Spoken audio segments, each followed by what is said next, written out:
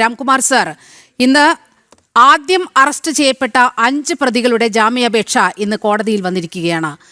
ആ ജാമ്യാപേക്ഷ നിരസിച്ചുകൊണ്ട് കോടതി പറഞ്ഞത് ഈ കേസ് അതീവ ഗൗരവമുള്ളതാണ്. മാത്രവുമല്ല, കേസിന്റെ പ്രാരംഭഘട്ടത്തിലാണ്, ഒരു തരത്തിലും ജാമ്യം നൽകാൻ കഴിയില്ല എന്ന് വരികയാണ്. നമുക്കറിയാം, ഇ ഡി ഉദ്യോഗസ്ഥരെ കയ്യേറ്റം ചെയ്യുമ്പോൾ, അവരുടെ വാഹനം ആക്രമിക്കുമ്പോൾ എന്താണ് ഇവരെയൊക്കെ കാത്തിരിക്കുന്നത് എന്നുള്ള ഒരുപാട് വിവരങ്ങൾ നമ്മുടെ മുന്നിലുണ്ട്. ഏറ്റവും ആദ്യം അതിലെടുത്ത് പറയേണ്ടത്, ആവർത്തിച്ച് പറയേണ്ടത്, സന്ദേശ് ഖാലിയിലെ ഷാജഹാൻ ഷെയ്ഖിന്റെ കേസ് തന്നെയാണ്. ഷാജഹാൻ ഷെയ്ഖിനെ ഇ ഡി ഉദ്യോഗസ്ഥരെ ആക്രമിച്ചതിന് 2024 അറസ്റ്റ് ചെയ്യുന്നത്. മമത ഇത്രയും നാൾ അധികാരത്തിലുമുണ്ടായിരുന്നു. TMCയുടെ അറിയപ്പെടുന്ന ഗുണ്ട, മമതയ്ക്ക് ഏറ്റവും പ്രിയപ്പെട്ട വ്യക്തി. പക്ഷേ ഈ നാൾ വരെയും, മമത അധികാരത്തിലിരിക്കുമ്പോഴും ഈ നാൾ വരെയും ഇതുവരെ ജയിലിൽ നിന്ന് പുറത്തിറങ്ങാൻ ഷാജഹാൻ ഷെയ്ഖിന് കഴിഞ്ഞിട്ടില്ല. അതാണ് ഇഡിക്കുമേൽ കൈവച്ചാലുള്ള ദുരന്തം, ദൂഷ്യഫലം എന്ന് പറയുന്നത്. അത് ഇവിടുത്തെ സഖാക്കൾക്ക് മാത്രമാണോ മനസ്സിലാകാത്തത്? ഇവിടെ പ്രകടമായി കാണുന്നത് മാർക്സിസ്റ്റ് പാർട്ടി സമീപകാലത്ത് കാണിക്കുന്ന ഇരട്ടത്താപ്പിൻ്റെ നഗ്നമുഖമാണ്. രാഷ്ട്രീയ പ്രവർത്തനത്തിൽ മാത്രമല്ല, മതസംഘടനയോടുള്ള സമീപനത്തിലും പ്രവർത്തകരോടുള്ള സമീപനത്തിലുമൊക്കെ ആ പാർട്ടി ഇന്ന് വളരെ നിഗൂഢമായ ഇരട്ടമുഖം പ്രകടിപ്പിച്ചു കൊണ്ടിരിക്കുകയാണ്. ഇവിടെ ഈ അന്വേഷണം നടത്തരുത് എന്ന് പറഞ്ഞ് ബഹുമാനപ്പെട്ട ഹൈക്കോടതിയെ സമീപിച്ചു. ഹൈക്കോടതി അത് അനുവദിച്ചില്ല.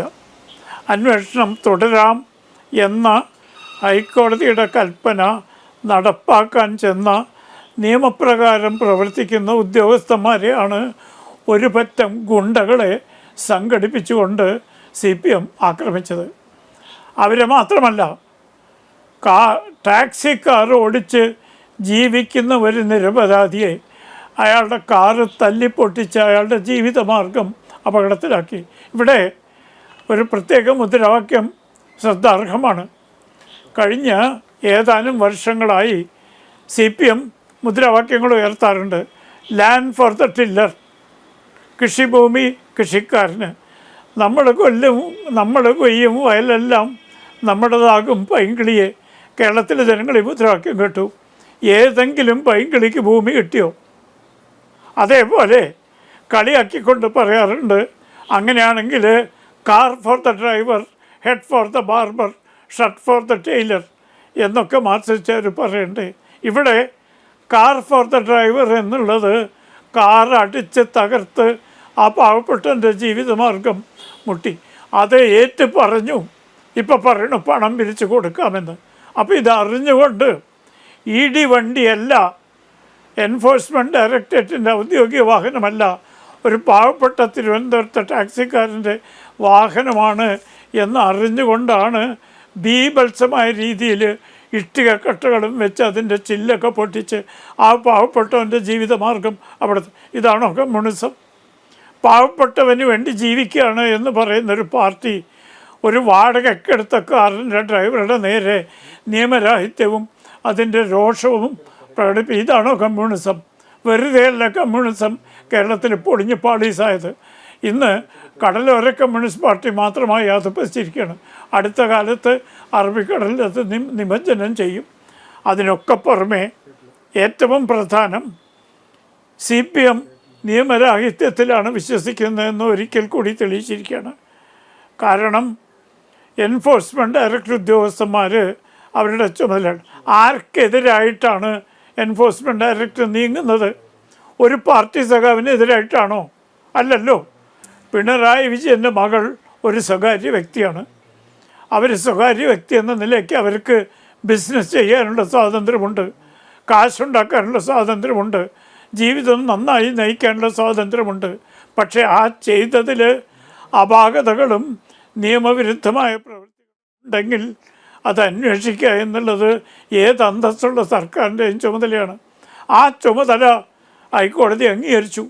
നിർത്തിവെക്കണമെന്ന അപേക്ഷ തള്ളിക്കളഞ്ഞു.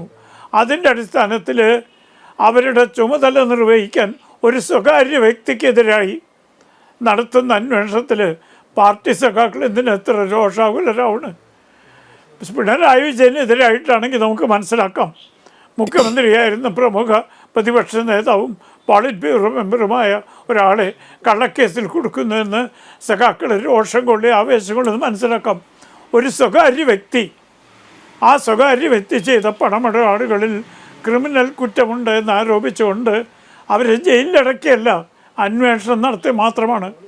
അതിന് സഖാക്കൾ ഇത്ര രോഷം കൊള്ളേണ്ട കാര്യമുണ്ടെങ്കിൽ ആ പാവപ്പെട്ട കോടിയേരി ബാലകൃഷ്ണൻ്റെ മകനെ എന്താ മറ്റു രീതിയിൽ നിങ്ങൾ കൈകാര്യം ചെയ്ത്? കോടിയേരി ബാലകൃഷ്ണൻ്റെ മകൻ ബിനീഷ് കോടിയേരിക്കെതിരായി നടപടി വന്നപ്പോൾ അന്തസ്സായ രീതിയിൽ കോടിയേരി ബാലകൃഷ്ണൻ എങ്ങനെ പ്രതികരിച്ച്? അത് എൻ്റെ മകൻ്റെ കാര്യമാണ്, പാർട്ടിയുടെ കാര്യമല്ല, മകനും മറ്റുള്ളവരും. ഈ അന്തസ്സായ സമീപനം എന്തുകൊണ്ട് ഇപ്പോൾ കൈക്കൊള്ളുന്നില്ല? പിണറായി വിജയൻ്റെ മകളും കോടിയേരി ബാലകൃഷ്ണൻ്റെ മകളും സഖാക്കൾക്ക് തുല്യരല്ലേ? രണ്ട് രീതിയിൽ കാണേണ്ടവരാണോ? അപ്പോൾ കോടിയേരി ബാലകൃഷ്ണൻ്റെ മകൻ്റെ കാര്യത്തിൽ ഒരു സമീപനവും പിണറായി വിജയൻ്റെ മകളുടെ കാര്യത്തിൽ മറ്റൊരു സമീപനം കൈക്കൊള്ളുന്നത് ശരിയാണോ? കോടിയേരി ബാലകൃഷ്ണൻ്റെ മകൻ എടുത്തു പറയണം, അവർ രണ്ടുപേരും പാർട്ടി മെമ്പർമാരാണ്.